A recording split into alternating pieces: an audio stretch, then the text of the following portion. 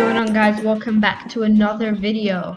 Today's video we're gonna be going against the polterghast. It's going to be a guide in revengeance mode. So yeah, without further ado, let's get straight into it. For this, I'm gonna be using the Galaxia, and I know it's post Vow of Gods, but this is actually not going to be revenge. It's gonna be death mode. So that's going to be pretty interesting. And death mode, I don't think you should really be doing this until you kill the boss after. That's what I go after. So it's actually a blood moon right now, which means it's going to be even harder.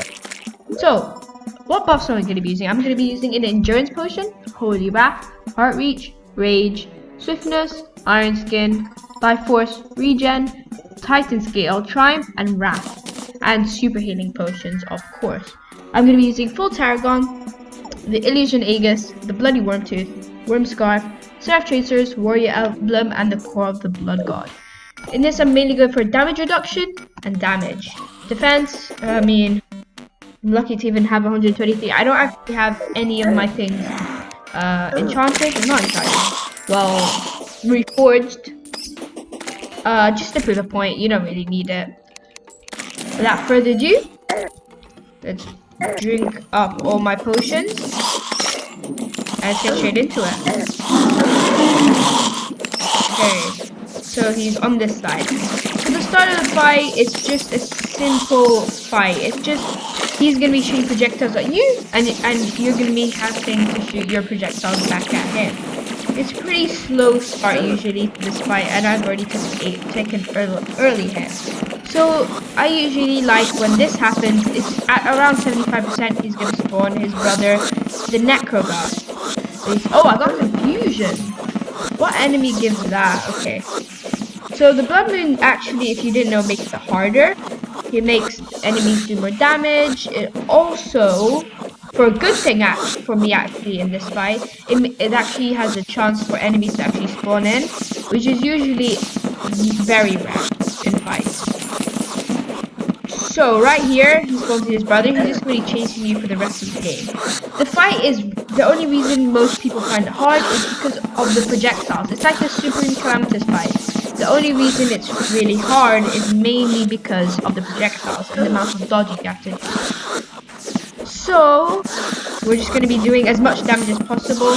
Dodging, the Illusion Aegis is mainly here for the dodging, and the other boss, they're just, well, basically helpers. So we don't actually need to drink any potions right now. I just always make sure you're topped up on all your potions, life force, and all of that. So I just want to talk about the arena. Actually, I'm gonna say that after, but let's just say campfires and heart lamps make a big difference. Really, you should be putting them used with the regen potions and if you want other regen stuff, it's really good. So this part of the fight, I'm just going to stay down here and try to take as little damage as possible while dealing as much damage. Now, I also have the Arc of the Elements here. Now, it doesn't do as much damage, and it actually does a lot less damage. Oh, I just got my adrenaline rush. Okay, well. So, it's a pretty good weapon if you want to do this without, obviously, some pretty OP gear.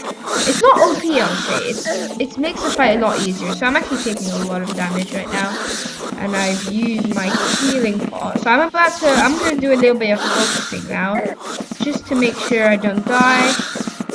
Dodge everything. I have a pretty hefty healing boost, actual healing cooldown. So I'm just gonna do no stupid plays because I have Heart Reach and I have really fast regen. So this is just the fight right here. He's probably gonna start to go after me. This is final phase, and we should be able to survive this. So 3, 2, 1, and he should be dead. And there we go. So congratulations if you have just defeated this fight. So in Revengeance mode plus, he will drop, or Expert mode plus, he'll drop the Affliction, which is a very good team perk. It's also a pretty good perk, just overall accessory. So he dropped the Banshee Hook, which is a pretty good melee weapon, and the Fate's Relief. So Banshee Hook, it just shoots projectiles. This is a really good weapon against the Bar of Gods, which is probably going to be my next guide video. And then we got the Fate's Reveal, which is a pretty good.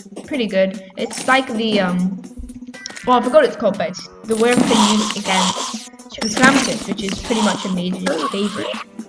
So, well, that's a pretty clean rally. Okay, so I just want to talk about the arena real quick.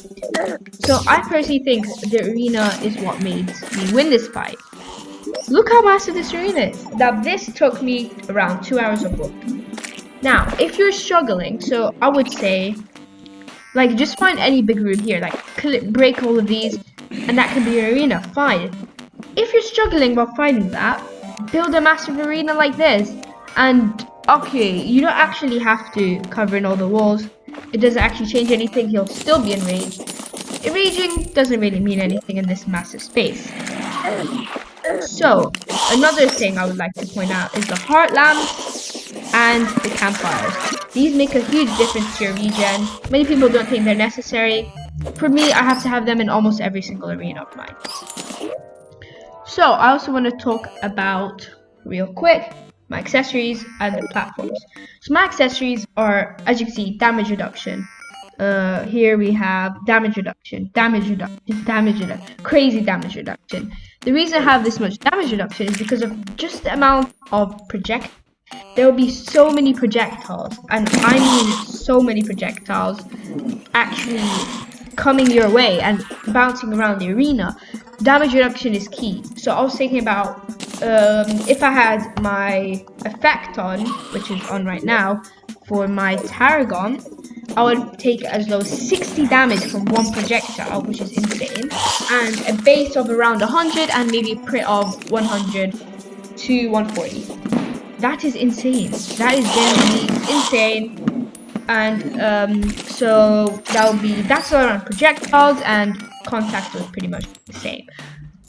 I've also focused a lot on damage. So here I have 5% increase, 10% increase damage reduction, melee stats below 50% life or whatever. I have the warrior emblem, which increases your damage, and the core of the blood god, which also increases your damage, and below 100 defense, which I'm actually not right now. I should probably have used worse armor or lower defense things for this. It's actually one of them. And the platforms, now I want to talk about the platforms. Platforms are a key part to this. Since I'm going to be using the Seraph Chasers, of course I don't have to use boots and wings in the same slot, then definitely you can get there's actually the ones you get from Providence in, I think it's Zero Vengeance? I don't know. But the ones you can get from Providence, which are two, I'm pretty sure, are way better than this. But that I'm just using this so I don't have to waste an accessory slot on boots and wings. So that's pretty much it for the guide. Hope you guys enjoyed. I'll see you guys in the next one. Peace!